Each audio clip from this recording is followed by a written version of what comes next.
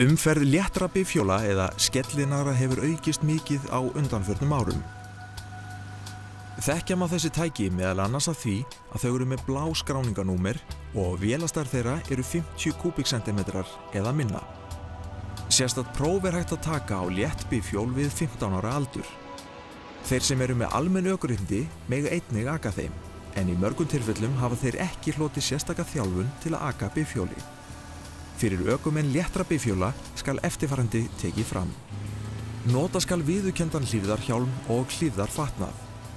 Það er bannað með lögum að aka með farþega á léttu bifhjóli. Það er bannað að aka léttum bifhjólum á gangstígum og gangstéttum.